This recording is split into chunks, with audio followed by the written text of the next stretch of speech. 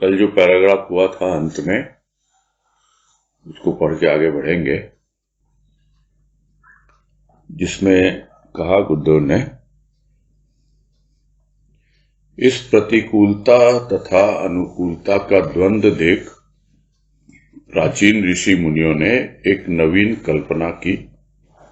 वह कल्पना थी मुक्ति की कल्पना। मुक्ति की कल्पना दो प्रकार की थी, एक जीवन मुक्ति, एक परोक्ष मुक्ति।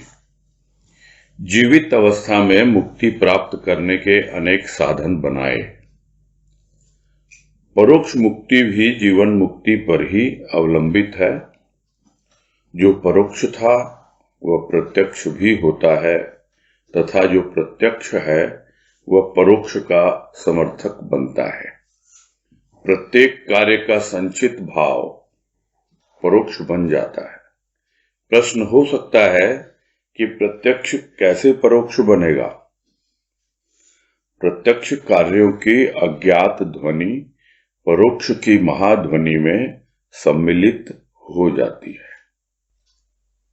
ये पैराग्राफ हमने लिया था अंत में कल, और इसके पहले भी गुरुदेव ने बताया कि यह अनुकूलता प्रतिकूलता किसकी है?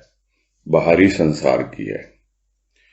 तो बाहरी संसार यदि अनुकूल लगता है तो हमें लगता है कि हमारे संस्कार बहुत अच्छे हैं और वो संस्कार ही सुख का कारण बन जाते हैं। और यदि बाहरी संसार प्रतिकूल होता है तो हमें यही संस्कार जो हैं वो दुख का कारण प्रतीत होते हैं।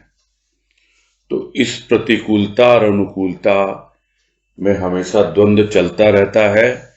स्थिति परिस्थिति बाहर की बदलती रहती है। कभी प्राणी अपने संस्कारों को दोष देता है, कभी अपने भाग्य को दोष देता है, कभी भाग्य विधाता को दोष देता है, सृष्टिकर्ता को, और इस प्रकार वो द्वंद्व में ही पूरा जीवन व्यतीत कर देता है। किंतु जो विवेचक होते हैं, जो विचार करते हैं, वो उस द्वंद्व पर कुछ न कुछ निर्णय अपना लेते हैं कि किस तरह से द्वंद्व से बाहर निकला जाए। तो उसी के आधार पर हमारे पूर्वजों ने, ऋषि मुनियों ने एक कल्पना की जिसे मुक्ति का नाम दिया गया। और वो कल्पना बिल्कुल नई थी। एक मुक्ति जो होती है, जो जीवन संपूर्ण होने के बाद, यानी आवागमन से मुक्ति, जीवन मुक्ति, और एक होती है जीते जी जो मुक्ति की अवस्था पा सके, यानी जीवन मुक्ति की अवस्था। तो एक तो स्थूल की मुक्ति होती है और एक सूक्ष्म की मुक्ति होती है। तो दो प्रकार की मुक्ति की कल्पना की गई है। और जीवित अवस्था में किस प्रकार से मुक्ति प्राप्त की जाए, यानी जीवन के सारे कार्य करते हुए अंतिम समय में हमारा कुछ ऐसा हिसाब किताब बैठ जाए कि हम आवागमन के चक्र से मुक्त हो जाएं। इसके लिए ऋषि मुनियों ने, साधु महात्माओं ने, संत महापुरुषों ने अनेक प्रकार के साधन बनाए, अपने अपने हिसाब से उस पर आगे बढ़े। तो एक तो हो गई जीवन मुक्ति, यानी जीवन संपूर्ण होने के बाद, और एक हो गई परोक्ष मुक्ति, यानी जीवन जीते हुए सूक्ष्म में आपको अनुभव में आए। तो यह जो जीवन मुक्ति के आधार पर ही परोक्ष मुक्ति आगे बढ़ती है। यानी हम कुछ जीते जी ऐसा करें कि हमारा यह जीवन भी बिल्कुल निश्चिंत होकर, बंधन मुक्त होकर हम जी पाएं, और साथ ही साथ जब यह जीवन संपूर्ण हो तो फिर हम आवागमन के चक्र से भी मुक्त हो जाएं। इसीलिए गुरुदेव ने यहाँ कहा कि परोक्ष मुक्ति भी जीवन मुक्ति पर ही अवलंबित है। अब परोक्ष और प्रत्यक्ष का संबंध बतला रहे हैं। यहाँ शब्द अलग हो सकते हैं, किंतु भाव जो अक्सर हम लोग बातें करते रहते हैं कि जो प्रत्यक्ष है वो स्थूल है और जो परोक्ष है वो सूक्ष्म है। तो जो कल तक परोक्ष था वो आज प्रत्यक्ष है, और जो आज प्रत्यक्ष है वो आने वाले कल में जो भी हमारे भीतर की भावनाएं बनेंगी, हमारे विचार बनेंगे, भाव बनेंगे, वो उसी के आधार पे बनेंगे। तो जो भी हमारे कार्य हम कर रहे हैं आज, तो एक और तो वो जो हमारा कल है उससे प्रेरित है, और दूसरा इस आज के ऊपर ही हमारा आने वाला कल आधारित होता है। तो इस तरह से हम समझ सकते हैं कि जो परोक्ष था वो प्रत्यक्ष भी होता है। यानी कल तक हम सोच नहीं पा रहे थे कि हम पर गुरुदेव की इतनी कृपा होगी, किंतु आज यदि हम कृपा का अनुभव कर रहे हैं प्रत्यक्ष में, तो वही प्रत्यक्ष कल यानी भविष्य में हमारे भीतर कुछ ऐसे भावों का संचार करता है जो हमारे भीतर की भावनाओं का, सूक्ष्म का समर्थक बनता रहता है। तो इस प्रकार हम बड़े आसानी से समझ सकते हैं कि जो कुछ भी कार्य हम कर रहे हैं आज, यानी उसका जो भी भाव संचित होता है, यानी कार्य करते हुए कुछ न कुछ विचार होता है, कुछ न कुछ भाव होता है, और वो जो संचित भाव है वही परोक्ष बन जाता है, क्योंकि वो भाव जो है वो उसका सूक्ष्म रूप है और जो कार्य है वो उसका स्थूल रूप है। अब ठीक है, लोगों के भीतर प्रश्न पैदा हो सकता है कि प्रत्यक्ष कैसे परोक्ष बनेगा।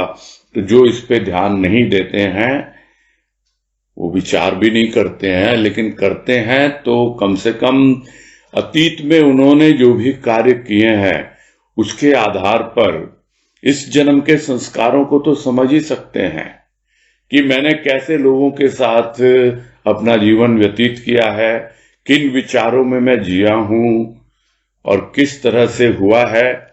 तो वही तो मेरा भाव विचार बनता है। तो वो भाव विचार जो है वो उस वक्त प्रत्यक्ष था, किंतु आज वो परोक्ष के रूप में हमें अनुभव में आता है। और इसका कारण गुरुदेव बता रहे हैं। कारण यह है कि जो भी प्रत्यक्ष में कार्य किए जाते हैं हमको पता नहीं होता, किंतु उसका अज्ञात रूप, यहां ध्वनि का उदाहरण लिया कि अज्ञात ध्वनि जो है वो जो परोक्ष की महाध्वनि है, यानी हमारे भीतर जो सूक्ष्म के अनेक धरातल हैं जिनकी बात विस्तार से गुरुदेव ने चिंतन मनन ध्वनि में समझाई कि सूक्ष्म से सूक्ष्मतर, फिर सूक्ष्मतम, और फिर जो महा ध्वनि या आनंद ध्वनि, अनहद की ध्वनि, कुछ भी कहें, इस रूप में वो पहुंचती रहती है। भले ही हमें उसके बारे में कुछ पता हो या ना हो, और वही परोक्ष की जो महाध्वनि है, यानी सूक्ष्म में जो हमारे छिपी हुई है एकदम अनहद की ध्वनि, वो उसमें जाके समाहित होती रहती है, उसमें सम्मिलित होती रहती है, इकट्ठी होती रहती है। तो जो भी हम स्थूल में यानी प्रत्यक्ष में जो कार्य करते हैं, उन्हीं कार्यों के द्वारा हमारे अगले जन्म का निर्धारण होता है संस्कारों के रूप में, और उसी को कहा जाता है कि यही आवागमन का चक्र है, यही कर्म बंधन है, और उसी से मुक्ति पाने के लिए ये पूरा लेख गुरुदेव ने लिखा है कि क्यों मुक्ति महान है। यदि आप इसके बारे में सोचें तो भक्ति करते हुए आप बड़ी आसानी से मुक्ति के मार्ग पर भी आगे बढ़ सकते हैं। आज कह रहे हैं जो सम्मुख है उसे ही व्यक्ति प्रत्यक्ष मानता है, और जो चर्म चक्षुओं के सम्मुख नहीं वही परोक्ष। किंतु जो सम्मुख है नहीं वह नहीं है यह कहना उचित नहीं। स्थूल प्रकृति में आज यदि शिशिर का कंपन है तो ग्रीष्म का स्वेद भी देखा जाता है। उत्तर हो सकता है कि यह तो ऋतु परिवर्तन है, इसका परोक्ष से क्या संपर्क हो सकता है? ठीक है, इसकी जानकारी भी मनुष्य ने परिवर्तन देखकर प्राप्त की। ऋषि मुनियों ने भी साधना के द्वारा परोक्ष मुक्ति की अनुभूति प्राप्त की। और इसमें और अच्छे से समझा दे रहे हैं गुरुदेव कि जो कुछ भी दिखलाई देता है चर्म चक्षुओं से, हम उसे ही प्रत्यक्ष मानते हैं, स्वाभाविक है, उसे ही स्थूल कहा जाता है। किंतु जो प्रत्यक्ष नहीं है वो क्या है, तो उसे हम परोक्ष का नाम दे देते हैं। किंतु जो सामने दिख नहीं रहा है वह वहां पर मौजूद नहीं है, यह कहना कितना उचित है या अनुचित है। बहुत सी ऐसी चीजें हैं जो हमें इन स्थूल की आंखों से दिखलाई नहीं देती हैं, किंतु जिनके भीतर सूक्ष्म की जागृति होती है, जिनके ज्ञान चक्षु खुलने लगते हैं, उन्हें वो दृष्टि मिलती है कि जो कुछ भी स्थूल के पीछे छिपा हुआ सूक्ष्म है उसका आभास उन्हें होने लगता है। किसी और के प्रति हो या न हो, अपने प्रति तो होने ही लगता है। और यह तो वैज्ञानिक भी मानते हैं कि यदि शरीर में कोई रोग आता है तो उसके पहले आपको अपने भीतर आभास होने लगता है उसका, बशर्ते आप उसके प्रति जागरूक हों। उसी तरह जो कुछ भी स्थूल में घटित होने वाला उसका आभास होने लगता है। यानी स्थूल में कुछ दिख रहा है, उसके पीछे कोई न कोई सूक्ष्म छिपा है, और जो सूक्ष्म छिपा है वो कभी न कभी स्थूल का रूप ग्रहण करता है। तो यह कोई अगर समझे कि भाई जो सम्मुख है ही नहीं, वो मौजूद ही नहीं है, तो यह कहना उचित नहीं है। और फिर उदाहरण दे रहे हैं गुरुदेव कि आज यदि प्रकृति में शिशिर का कंपन है, यानी सर्दी में जैसे कपकपी छूटती है, ठंड लगती है, तो उसी प्रकार ग्रीष्म का स्वेद भी है, यानी गर्मी में स्वेद यानी पसीना भी आता है पूरा, ये सब मालूम पड़ता है। तो हो सकता है कि लोग कहें भाई कि यह तो ऋतु परिवर्तन है, इसका परोक्ष से क्या संपर्क। किंतु जिसने वो परिवर्तन को देख लिया कि किस प्रकार से ऋतुओं का परिवर्तन होता है, कब गर्मी आती है, कब सर्दी आती है, तो वो उसे पहले से ही आभास हो जाता है। यानी गर्मी में ही वो समझ लेता है कि हाँ उसके पीछे सर्दी छिपी हुई है, और सर्दी में ही समझ लेता है कि उसके पीछे गर्मी छिपी हुई है। तो कैसे इसकी जानकारी मिली? इसकी जानकारी मिली परिवर्तन के प्रति जागरूकता के कारण। हमारे जीवन में कितने परिवर्तन होते रहते हैं, हम न जाने इस जीवन में किन किन पड़ावों से पार करके यहां तक पहुंचे हैं। उसमें कितने परिवर्तन भी हुए हैं, किंतु उन परिवर्तनों के प्रति यदि हम जागरूक नहीं हैं तो स्थूल में तो परिवर्तन हो जाता है, वो तो सम्मुख है, चर्म चक्षुओं से दिखलाई दे रहा है, किंतु उसके पीछे जो सूक्ष्म छिपा हुआ है कि वो परिवर्तन जो है वो कुछ बतला रहा है कि देख तेरी यह अवस्था आज है। यदि आज तू यदि जागरूक नहीं हुआ, नहीं संभला, तो फिर हो सकता है भविष्य में तुम्हारी स्थिति परिस्थिति और भी ज्यादा सोचनीय हो जाए। यही है परिवर्तन, जो भी परिवर्तन हो रहे हैं जीवन में, और प्रत्येक क्षण परिवर्तन होते हैं। ठीक है, एक एक क्षण को अनुभव कर पाना बड़ा कठिन होता है, किंतु जो बातें रोज होती रहती हैं, जिसकी बातें हम भी प्राय चर्चा करते रहते हैं, कि कम से कम दिन भर में बैठे शांत होकर और देखें क्या परिवर्तन मेरे भीतर घटित हो रहा है और क्या परिवर्तन बाहर हो रहा है, और दोनों का आपस में किस प्रकार से सामंजस्य स्थापित किया जा रहा है या न हो पा रहा है, या इसके लिए अब मुझे और क्या करने की आवश्यकता है।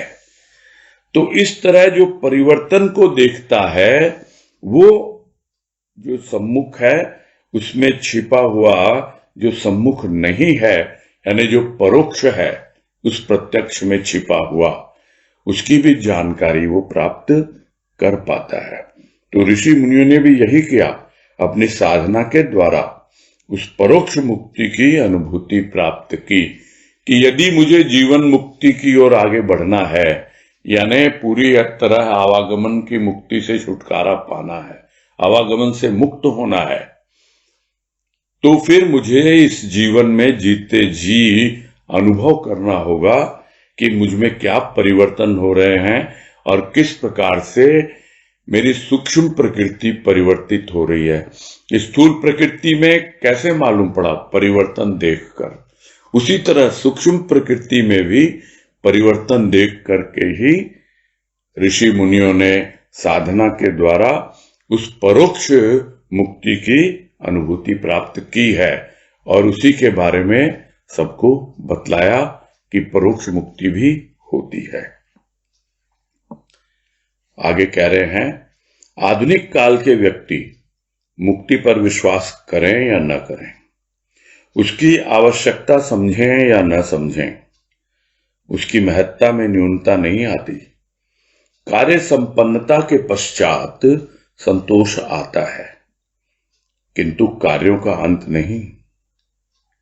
मुक्ति की विशेषता या मुक्ता अवस्था की महानता यह है कि कार्य व्यक्ति को व्याकुल नहीं कर सकते। कार्य भी होते रहते हैं, अवस्था अर्थात मुक्तावस्था भी बनी रहती है।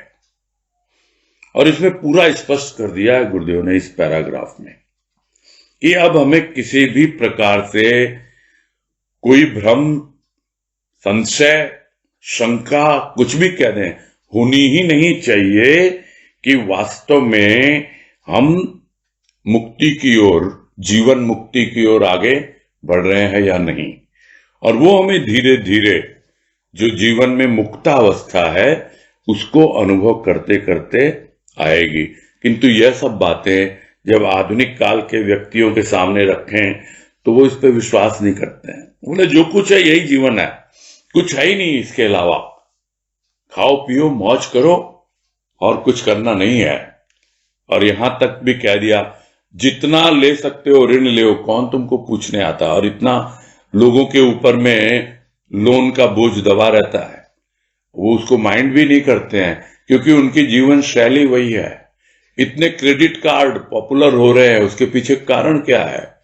कोई किसी की परवाह नहीं करता है कि बाद में क्या होगा, कि मैं तो चला जाऊंगा और मेरे ऊपर जो ऋण रह जाएगा वो मेरे पीछे से लोग उसका क्या करेंगे, सोचते हैं नहीं सोचते हैं।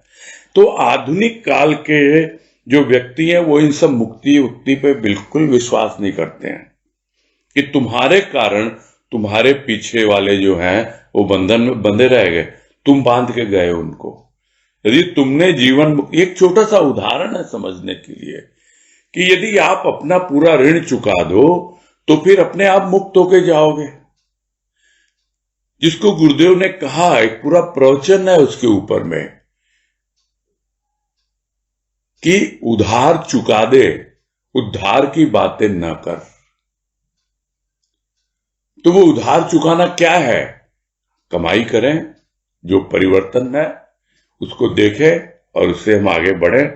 किंतु जो मॉडर्न तथाकथित अपने आप को समझते हैं, इस आधुनिक काल के व्यक्ति हैं, वो इन सब बातों पर विश्वास करें या न करें, किंतु महत्ता में तो कमी नहीं आती। वो हो सकता है उन्हें उसकी जरूरत नहीं हो, उसकी आवश्यकता वो न समझते हो, किंतु मुक्ति की जो महत्ता है, उसका जो इम्पोर्टेंस है, उसमें बिल्कुल भी कमी नहीं आती है। क्योंकि अब हम सब जानते हैं कि एक काम हमने पकड़ा, वो काम पूरा हो गया, संपन्न हो गया, तो हमें कितना संतोष मिलता है, इतना एक रिलैक्स फीलिंग होती है। भले वो कुछ क्षणों के लिए हो, क्योंकि अक्सर हम काम के बोझ के तले इतना दबे रहते हैं कि एक काम पूरा होता नहीं कि दूसरा हमारे सामने तलवार की तरह लटकने लगता है। तो इसका क्या मतलब, हमने समय रहते समेटा नहीं, ये समझना होगा। और इसको भी गुरुदेव ने एक वाणी में बहुत अच्छे से समझाया, और अब हम सब जानते हैं, बहुत ही पॉपुलर वाणी है वो गुरुदेव की, कि समय रहते समेट, मन मंदिर में पेंट, कर उससे भेंट। समय रहते आप अपने कार्यों पर ध्यान दें, कार्य संपन्न होता है, कितना संतोष आता है। समेटा ना, तो जितना कम से कम, जितना फैलाव फैला रखा है, बात बार बार वही आती है, विज्ञान फैलाता है, ज्ञान समेटता है। तो जितना जल्दी अपने भीतर प्रवेश कर जाएं, समेट लें सब चीजों को, तब हमें पता लगता है, जो गुरुदेव यहां कह रहे हैं कि कार्य संपन्न हो गया, कितना संतोष है, एकदम बिल्कुल रिलैक्स हो जाते हैं। किंतु कार्यों का तो अंत नहीं होता है ना, फिर एक कार्य सामने है। किंतु जो मुक्तावस्था को अनुभव कर लेते हैं, उसकी विशेषता क्या है, या मुक्तावस्था की महानता क्या है, कि कार्य भी होते रहते हैं, किंतु उन कार्यों को करने के लिए व्यक्ति व्याकुल नहीं रहता है, टेंशन में नहीं आता है। वो कार्य जो है व्यक्ति को व्याकुल नहीं कर सकते। यहां कर सकते मतलब they don't have the power to disturb a man, यानी किसी इंडिविजुअल को वो काम डिस्टर्ब नहीं कर सकते, परेशान नहीं कर सकते, व्याकुल नहीं कर सकते। किसको? जिस व्यक्ति ने उस मुक्तावस्था का अनुभव कर लिया, तो उसके कार्य भी होते रहते हैं, और उसकी जो मुक्तावस्था है वो भी बनी रहती है, क्योंकि वो वहां तक पहुंच गया। और उसी को मुक्तावस्था कहें या जीवन मुक्त अवस्था कहें, यानी जो भी कार्य उसे करने थे वो कर लिए, किंतु उसके बाद भी कार्य तो होते ही रहेंगे, किंतु अब उसके भीतर वो व्याकुलता नहीं है। व्याकुलता क्या है प्राणी के भीतर? अपने लक्ष्य तक पहुंचने की, कार्य को संपादित करने की। और जिस दिन पूर्ण रूप से सारे कार्य संपादित हो जाते हैं, जो गुरुदेव ने समझाया, इसी पुस्तक का लेख है वो, कर्म ज्ञान का अवसान, वो हम कर चुके हैं कि किस तरह से कर्म का अवसान होगा और धीरे धीरे हम ज्ञान की ओर बढ़ते हैं, और वो अवसान होता है विकर्म के द्वारा।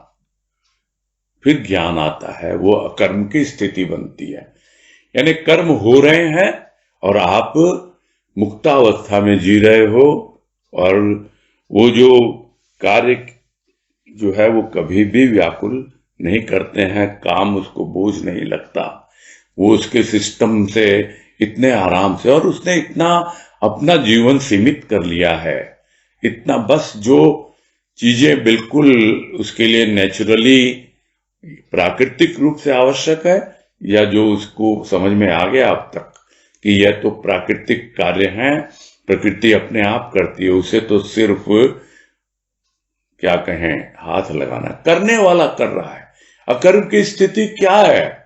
करने वाला कर रहा है, हम तो खाली एक बन रहे निमित्त। अरे वो गोवर्धन पर्वत तो भगवान कृष्ण ने उठा रखा है,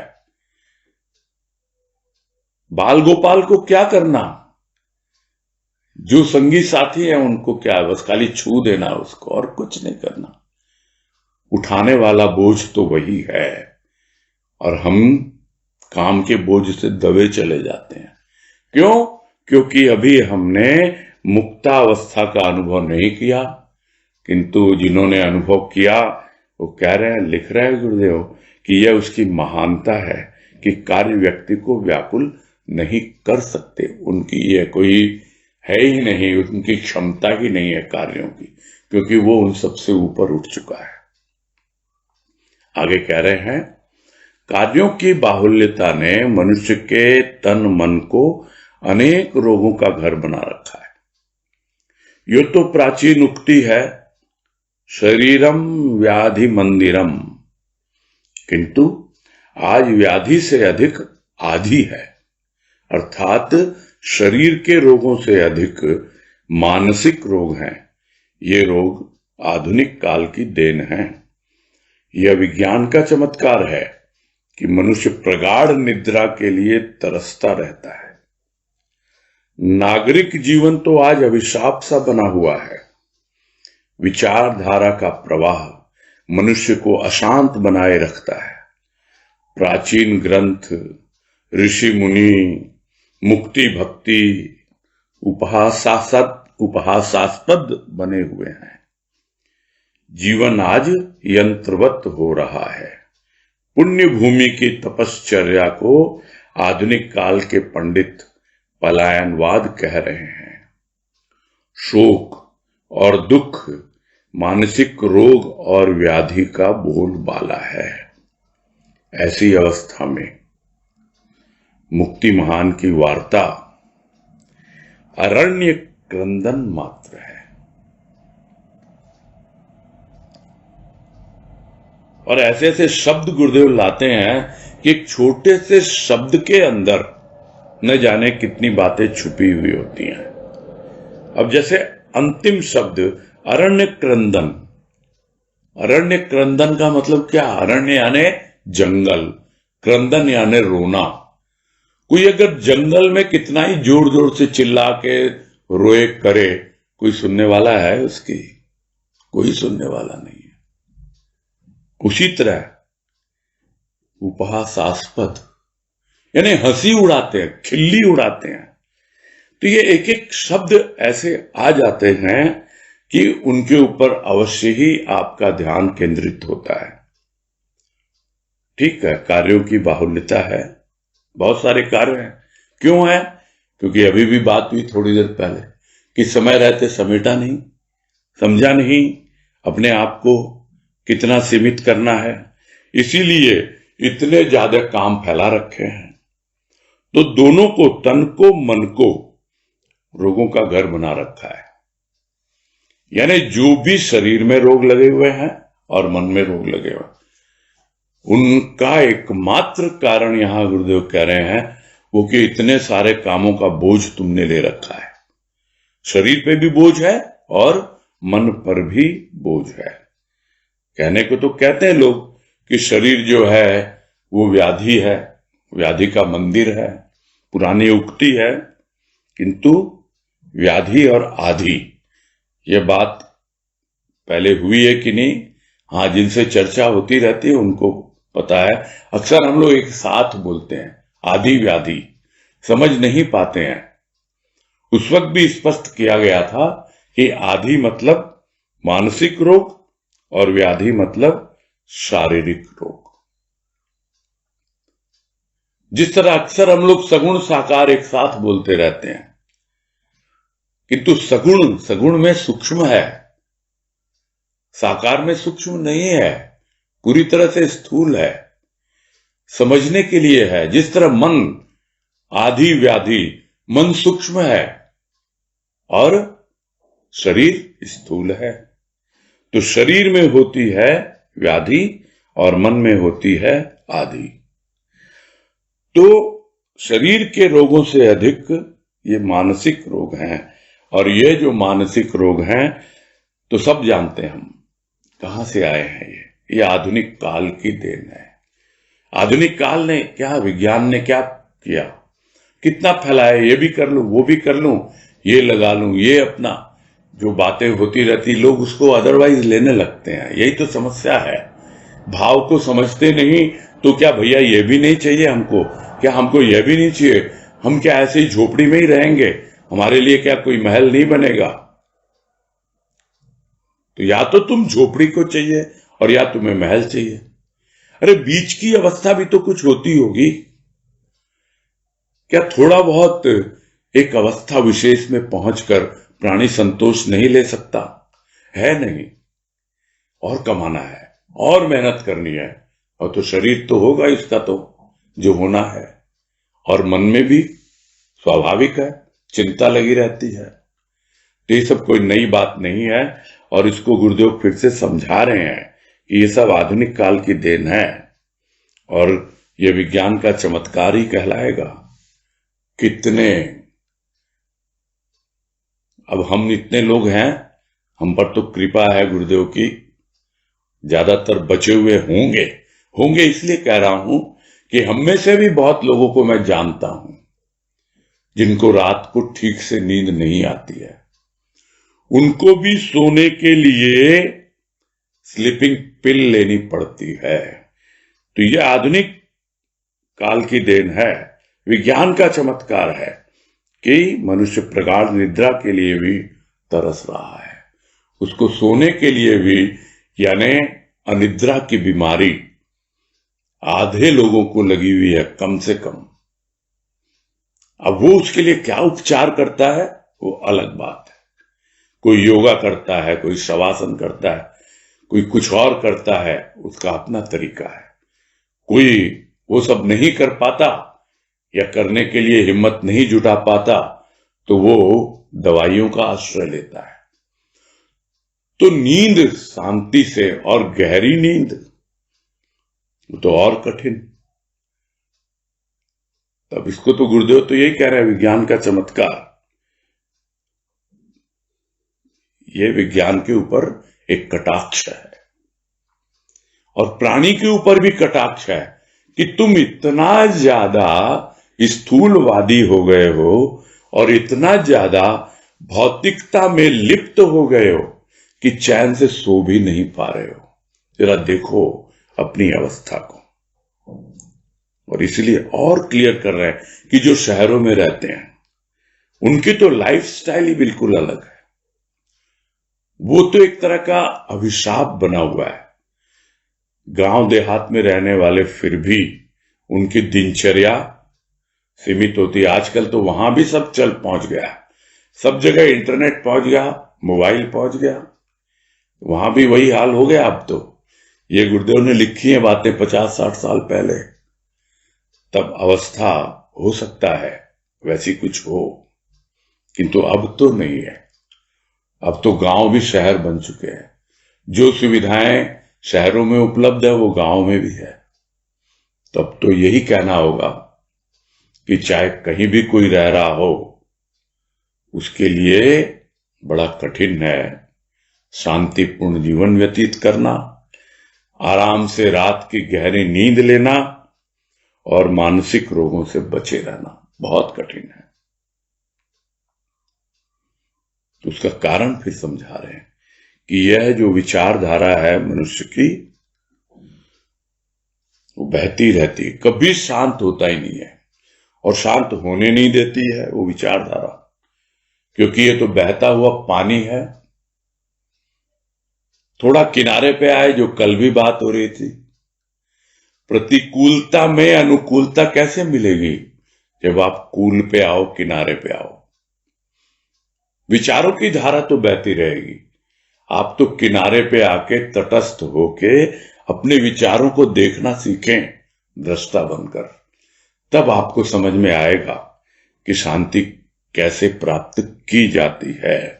तो यह जो विचारधारा का प्रवाह है, इसी के कारण मनुष्य अशांत बना रखता है। और किसी के सामने बात करो ग्रंथों की, ऋषि मुनियों की, और इतना ही नहीं, मुक्ति भक्ति की बात करो तो हंसी उड़ाते हैं लोग, खिल्ली उड़ाते हैं। उपहासास्पद बनी हुई ये बातें उपहास करते हैं, मजाक उड़ाते हैं। करके देखो किसी के सामने, हिम्मत ही नहीं कर पाते हम लोग। किसी और को तो छोड़ो, घर में ही कई ऐसे हैं, हो सकता बच्चे ही हों, उनको हम समझा ही नहीं पाते। ये सब बातें उनको समझ में नहीं आएंगी। क्यों? क्योंकि यह विज्ञान का चमत्कार है, यह आधुनिक काल की देन है। तो क्या हम बिल्कुल पुरातन काल के हो गए? क्या हमारी विचारधारा बिल्कुल बदल गई? ऐसा नहीं है। हम देखते हैं, समझते हैं, जो काम की चीजें होती हैं उनको अपनाते हैं, और जो हमें लगता है कि बेकार, बंधन में डालने वाली, उलझाने वाली, उनसे बच के रहते हैं। तो यही तो है देखना, समझना। किंतु अवस्था तो समझनी होगी कि लोग खिल्ली उड़ाएंगे तो क्या हम अपनी बातें रखें नहीं? वो तो हम पर निर्भर करेगा, और नहीं तो फिर हम भी एक मशीन की तरह जी रहे हैं। एक वो अवस्था है जिसे मुक्तावस्था कहा गया, जहां प्राणी के भीतर कोई व्याकुलता नहीं है और उसे लगता है ये पूरा जीवन यंत्रवत है, यानी सूक्ष्म यंत्र मन बुद्धि चित्त अहंकार, स्थूल यंत्र ये कर्मेंद्रियां ज्ञानेंद्रियां, यंत्रवत सब अपने कार्य कर रही है। बस मुझे तो उनकी साथ संभाल करनी है, उनकी देख रेख करनी है, मेंटेनेंस करते रहना है कि कहीं खराब न हो जाए। यह है दृष्टा भाव।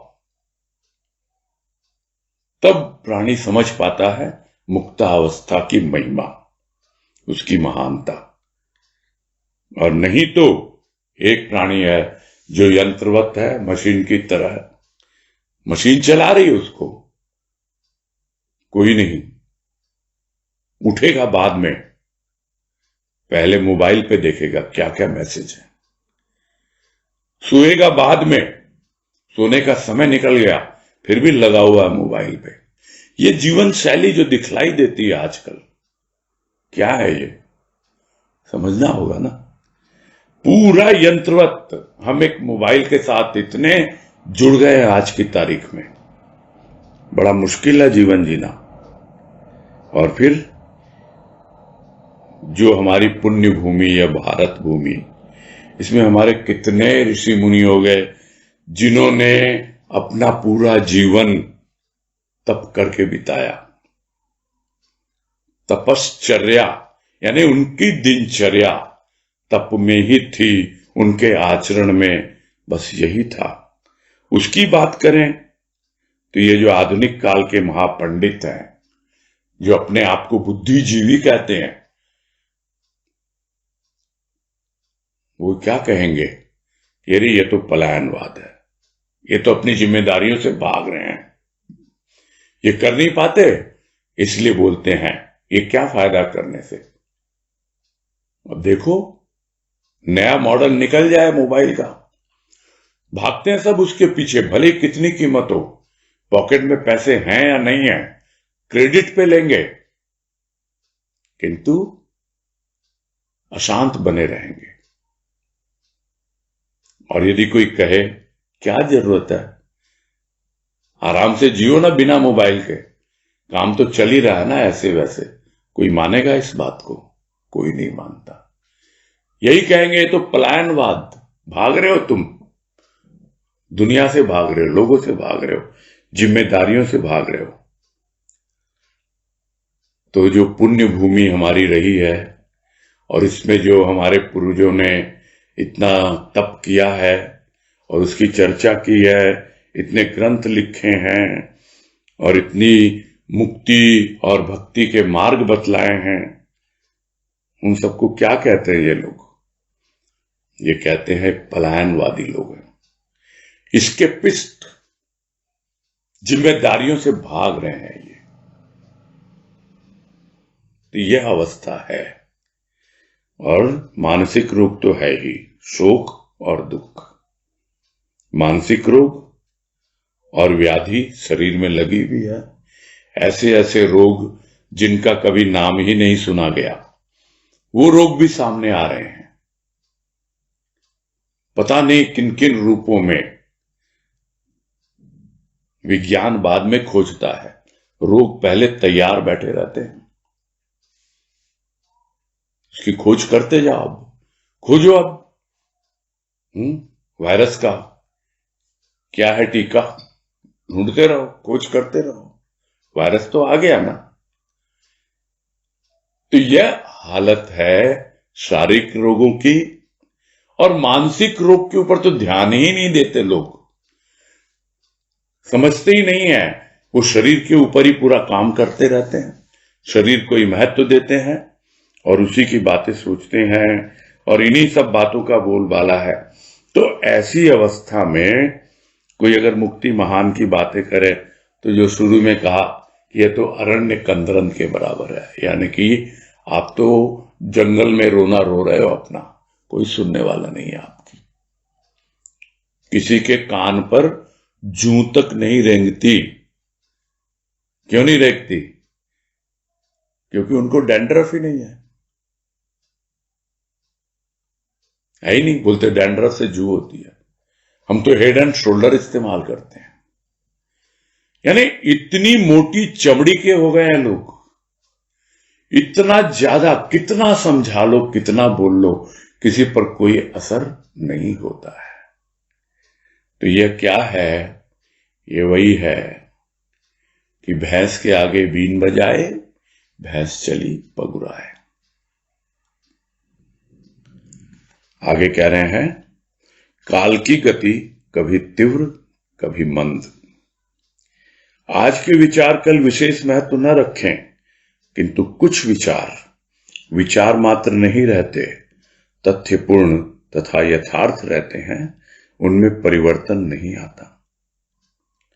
सूर्य पूर्वी दिशा में उदय तथा पश्चिम दिशा में आज भी अस्त हो रहा है। विज्ञानवेत्ताओं का अनुमान है कि ऐसा भी समय आएगा जब सूर्य के प्रकाश में ऐसी प्रखरता नहीं रहेगी जैसी कि आज है। अनुमान है, सत्य भी हो सकता है, किंतु मुक्ति तो अनुमान नहीं, सत्य की तरह सत्य है।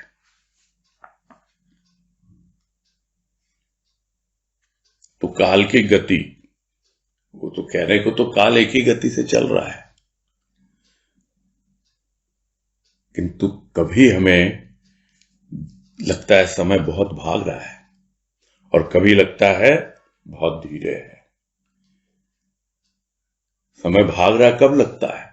जब हम अपने कार्य समय पर संपादित नहीं कर पाते, पूरा नहीं कर पाते। लगता अरे इतना समय निकल गया, कार्य तो अभी भी पूरा नहीं हुआ। और कभी हम जब इतना उसमें डूब के बहुत जल्दी आराम से हमारे कार्य हो जाते हैं, तो लगता है समय तो ठहर गया। तो गति जो होती है, ये हमें महसूस होती है। समय तो एक प्रवाह है, अपने हिसाब से बह रहा है, तो कभी तीव्र कभी मंद। और यहां जो काल की गति बतला रहे हैं, क्योंकि आधुनिक काल की बात कर रहे हैं, उस संदर्भ में वो बता रहे हैं कि आज लोगों की लाइफ इतनी फास्ट हो गई है, बस उनको है ही नहीं, समय की परवाह ही नहीं है, भागे जा रहे हैं यहां से वहां से वहां। और समय आता है जब बैठना पड़ता है। हम सब फील कर रहे हैं अभी, पिछले 7-8 महीने से क्या देख रहे हैं, जितनी भागम भाग सब दिखला दी प्रकृति ने हमको कि भाई अब तो ठहरो, सोचो, विचार करो।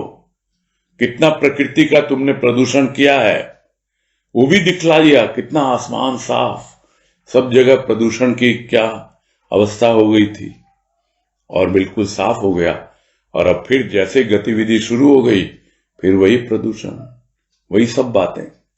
तो कभी गति मंद होती है और कभी तीव्र होती है। तो ये तो काल बदलता रहता है। यह तो एक छोटा सा उदाहरण है, जिसको हम कहते हैं कि प्राचीन काल। तो प्राचीन काल में क्या था? हो सकता है कुछ विचार थे उस वक्त, वो आज ही था ना। तो वैसे ही उनके आज के जो विचार वो कल हो सकता है महत्व रखें या न रखें, किंतु कुछ विचार ऐसे होते हैं जो सिर्फ विचार नहीं होते हैं, वो कल्पना नहीं होती है, वो यथार्थता होती है। वो कोई अनुभव करके ही उन विचारों को सबके सामने प्रस्तुत करता है। वो तथ्यपूर्ण होते हैं, उसमें यथार्थ छिपा होता है। और इसीलिए उनमें परिवर्तन नहीं आता है। जो प्रेम की अनुभूति द्वापर काल में गोपियों को हुई, उसी प्रेम की अनुभूति इस कली काल में भक्तों को होती है। लोग मानेंगे नहीं, किंतु जिसको होती है वो तो मानता है, वो तो विश्वास करता है उस पर, क्योंकि अनुभव किया हुआ कहीं जाता नहीं है। वो विचार कि तुम प्रभु की भक्ति करो, प्रभु से प्रेम करो, वही शुद्ध और सात्विक प्रेम होता है, तब तुम्हारे लिए यह काल कोई महत्व नहीं रखता। तो वो विचारधारा भली बहती चली आ रही हो, कभी तीव्र गति से, कभी मंद गति से, हो सकता है बदल जाए, न बदले, लेकिन जो अनुभव पर आधारित होती है उनमें यथार्थता होती है, वो कल्पना नहीं होती है, उनमें जरा भी परिवर्तन नहीं होता है।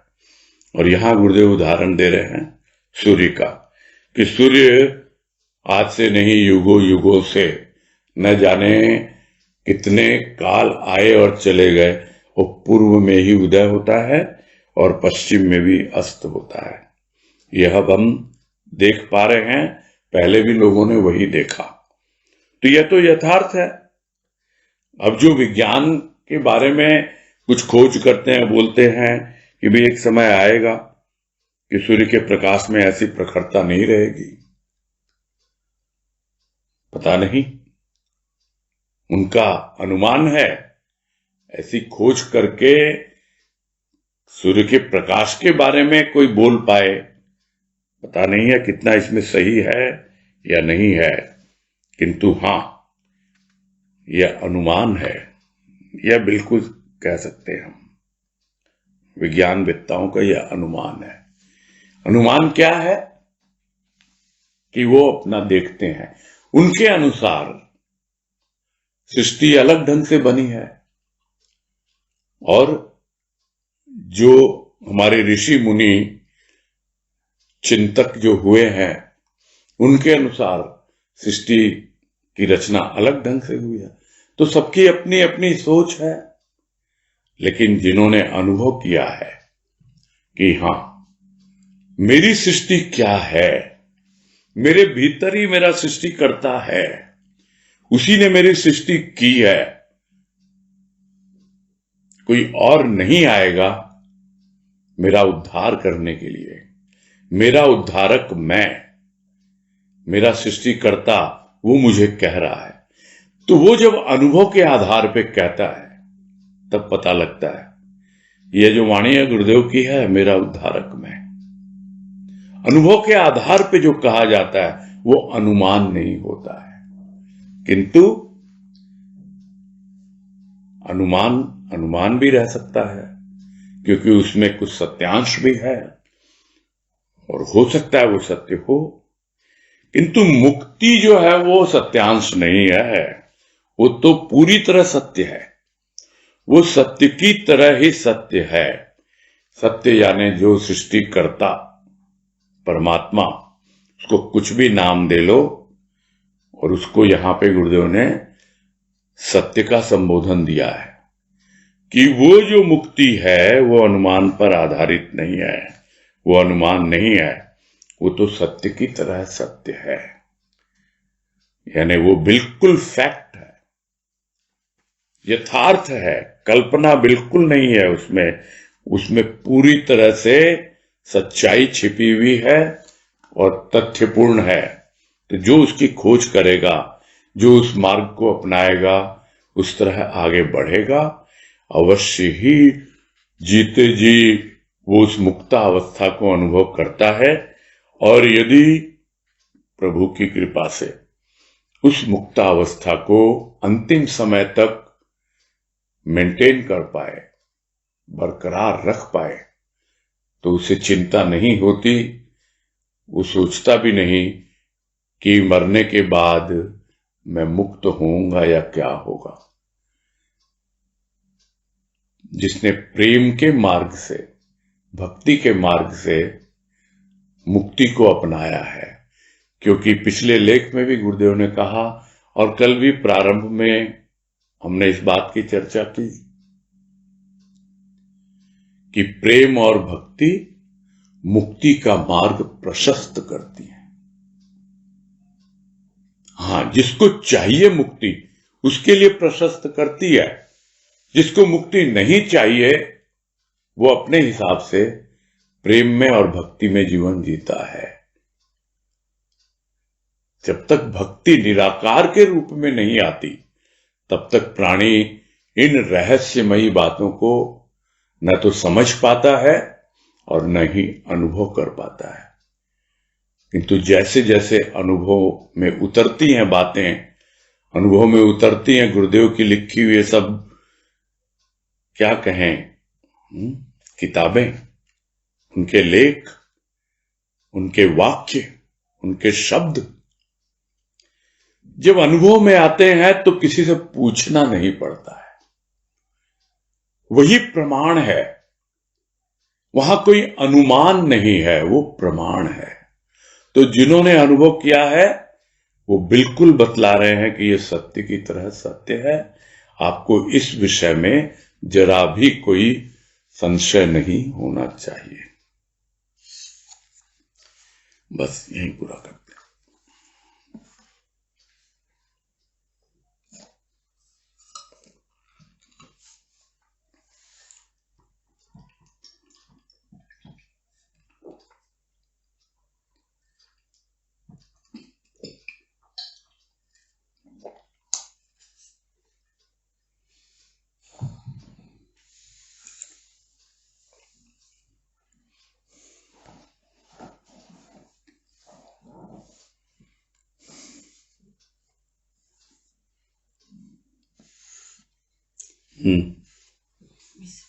लगता बड़ा गंभीर विषय है ये, है?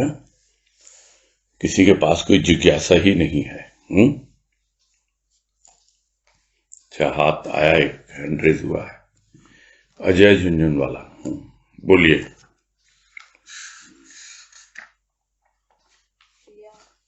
प्रणाम भैया। हाँ नमस्कार, बोलिए।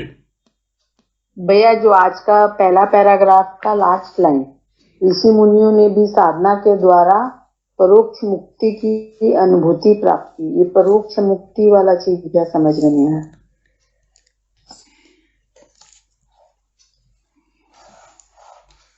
पिछले पैराग्राफ में गुरुदेव ने बताया ना, प्रत्यक्ष क्या होता है, परोक्ष क्या होता है। हाँ। और उसको हम किस तरह से समझें।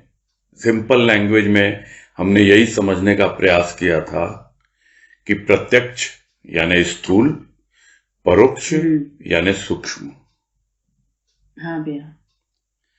तो साधना के द्वारा उनको परोक्ष मुक्ति यानी सूक्ष्म की मुक्ति का अनुभव मिला, उसकी अनुभूति मिली। यानी अब उनका मन, बुद्धि, चित्त, अहंकार सब कुछ पूरी तरह से मुक्त है। उनको जो करना था कर्म कर लिए, स्थूल के भी सूक्ष्म के भी। सारे कर्म उनके हो गए और अब वो अकर्म की स्थिति में पहुंच गए। यह है परोक्ष मुक्ति का अनुभव या अनुभूति। यानी स्थूल में कार्य होते रहेंगे, वो अगले पैराग्राफ में समझाया ना कि उसके बाद जो अवस्था बनती है वो मुक्तावस्था कहलाती है। और मुक्तावस्था की महानता यही है कि उसके बाद भी कार्य होते रहते हैं, किंतु वो कार्य जो हैं व्यक्ति को व्याकुल नहीं कर सकते, क्योंकि उन्होंने परोक्ष मुक्ति की अनुभूति प्राप्त कर ली। यानी वो सूक्ष्म से भी मुक्त हो गए। अब जो जीवन जी रहे हैं स्थूल के अनुसार, जैसा जीवन स्थूल में है उसके अनुसार कार्य होते रहते हैं, व्याकुलता नहीं होती, व्याकुल कर नहीं पाते वो कार्य। और असली बोझ वही है। इसको एक उदाहरण आया था कभी, 1-2 साल हो गए वाणी करते हुए, वो उदाहरण फिर से याद आ रहा है। वो ये था कि हम कहते हैं कि एक जीवन क्या है, मनुष्य का तन क्या है, एक माटी का दीपक है। अभी दीपावली गई है ना, हम उसके आधार पे समझे एक माटी का दीपक है। तो दीपक में क्या होता है, मिट्टी से बना हुआ दीपक, किंतु उसकी पूर्णता कहाँ है, उसके भीतर तेल है। तो तेल क्या है, वो सूक्ष्म है। और उसके भीतर बाती है, वो कौन सी बाती है, वो श्वासों की बाती है। ये सब सुनते रहते हैं हम लोग सत्संग में। तो मिट्टी का ठीकरा भी फूट जाएगा और यह श्वासों की बाती भी चुक जाएगी, पूरी हो जाएगी। किंतु यदि तेल रह गया तो दोबारा से उसको जन्म लेना पड़ेगा। यानी सूक्ष्म अगर रह गया तो फिर से आना होगा। स्थूल तो प्रकृति ले लेगी, स्थूल। और आत्मा तो अपने आप में वैसे मुक्त है, किंतु उसके ऊपर वो सूक्ष्म का ही तो बोझ है। तो सब कुछ यहीं छोड़ के जाना होता है। तो अब और अच्छे से स्पष्ट हो गया होगा जो बातें आप कई बार सुन चुके हो भैया के मुख से, कि भाई कोई संत महापुरुष साथ लेके नहीं जाता, सब कुछ यहीं छोड़ के जाता है। अब ये हम पे निर्भर करता है कि हम उससे कितना लाभ उठा पाते हैं। अगर वो लेके जाएगा तो उसको फिर आना पड़ेगा। उसका सारा प्रेम भाव, उसकी भक्ति ज्ञान, जो कुछ भी उसने अनुभव किया, तो गुरुदेव ने तो लिख दिया। और लिखने के अलावा भी बहुत से प्रवचनों में भी कहा कि जो कुछ मैं देना चाहता था कुछ हुआ नहीं, तो लेकिन लेके तो जा नहीं सकते ना, बस यही छोड़ के गए हैं। किसके पास किस ढंग से वो तो स्वयं जाने। प्रश्न ये नहीं है, प्रश्न ये है कि वो सर्वव्यापी हो गया, हर जगह है उसका। तो उन्होंने उस मुक्तावस्था को अनुभव किया और उसी का वर्णन कर रहे हैं। यहाँ ऋषि मुनियों ने साधना के द्वारा उस परोक्ष मुक्ति की अनुभूति प्राप्त की। तो अब ये लाइन अच्छे से क्लियर हो गई आपको? हाँ भैया। हाँ, प्रणाम भैया। हाँ, किसी और की बात क्यों सोचे हम तो गुरुदेव की सोचे ना। ठीक है। हाँ, सुभाष पोद्दार।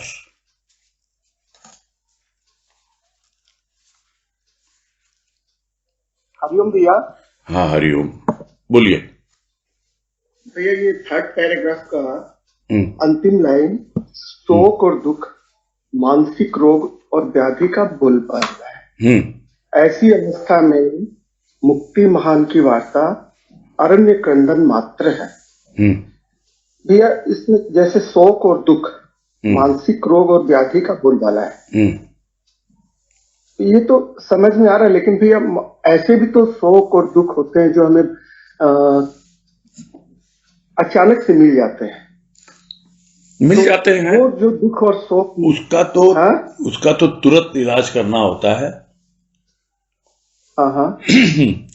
देखो, रोग क्या बनता है, रोग तब बनता है जब वो घर कर लेता है, जम जाता है। यदि आप समय पे उसका इलाज कर दो तो वो अपना स्थान नहीं बना पाएगा। कोई अवस्था विशेष के कारण यदि हमें दुख हुआ तो कहाँ है, विचारों से ही तो है। विचारों से ही दुख को दूर किया जाता है। कोई शोक है, किसी न किसी कारण से शोक की अवस्था बनी है, तो आप तो सौंप दो उसको। अरे भाई, क्या है वो, हमारे इष्ट गुरुदेव पूर्ण सतगुरु कहते हैं हम। भजन की लाइन याद आ गई कि पूर्ण सतगुरु आप, अद्भुत है प्रभु आप, सूक्ष्म कृपा से सब हर लेते, शोक दुख संताप सब हर लेते हैं सूक्ष्म कृपा से। बस आप उसके सामने रख दो, गुरुदेव ये शोक, ये दुख, ये संताप, ये सब मुझे घेर रहे हैं, आप संभालिए। वो कृपा करते हैं, एकदम हमारा भीतर अच्छे से साफ हो जाता है। ये भक्त जो है उनको अनुभव में आता है ना। आपने भी अनुभव किया होगा इसको, ऐसा नहीं है। ये तो जनरल कंडीशन बता रहे हैं जो आधुनिक काल की देन है और जो आजकल लोगों का लाइफस्टाइल है, उसके आधार पर क्या अवस्था है कि शोक और दुख मानसिक रोग है और शारीरिक रोग दुनिया भर के लगे हुए हैं व्याधि के रूप में। यही कहना चाह रहे हैं। अर्थात भैया विचारों से हम अपने कैसा भी शोक है जो हमें अवस्था में वर्तमान में लग गए, वो हम अपने विचारों से समर्पण से उसको हटा सकते हैं। देखो शुरू में तो खुद ही प्रयास करना चाहिए ना, जितनी हमारी क्षमता है। ये बात तो कितनी बार हो चुकी है ना, कि हम पहले अपना पूरा जोर लगा लें, है ना। यानी छोटी छोटी बातों के लिए उसके बाद दौड़ दौड़ के जाएं। पहले अपना पूरा जोर लगा लें। हम जितना हमारे वैचारिक जितना हमारा मनोबल है, मनोबल की बात क्यों बार बार आती है। शारीरिक बल की बात तो हम समझ लेते हैं कि जिसकी बॉडी में इम्यूनिटी होगी, आजकल बड़ी बातें हो रही है इम्यूनिटी की, कि उसको जल्दी से शारीरिक रोग नहीं घेरेंगे, बच जाएंगे वो रोगों से। उसके पहले कभी इम्यूनिटी को सोचा नहीं लोगों ने। अभी सोचते हैं इम्यूनिटी बढ़ानी है। वो क्या है? वो रोग प्रतिरोधक क्षमता है, वो शारीरिक बल है, रोग का प्रतिरोध करने के लिए, उसको रोकने के लिए। उसी तरह है मानसिक बल चाहिए जो आपको दुख और शोक का प्रतिरोध कर सके, उसको रोक सके। तो यह अपनी ओर से करना है, इसकी तैयारी आपको रखनी पड़ती है। जिस तरह इम्यूनिटी की आप करते हैं, वैसे इसकी भी ये मानसिक इम्यूनिटी है आपकी। मानसिक जो रोग हैं उसकी प्रतिरोधक क्षमता आपको बढ़ानी होती है। और फिर ठीक है, फिर भी अगर कुछ परेशानी है ऐसी तो उसके सामने रखें, अवश्य उसकी कृपा मिलेगी। यही सब भक्तों का अनुभव है, इसमें कोई संदेह है ही नहीं। जी भैया। हाँ, हरिओम भैया। हाँ, हरिओम। ठीक है, और कुछ पूरा करते हैं, समय भी हो गया।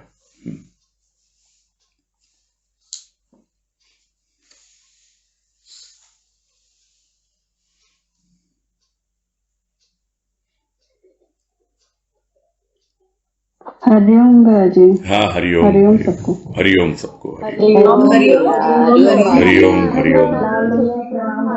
हरिओम सबको हरिओम।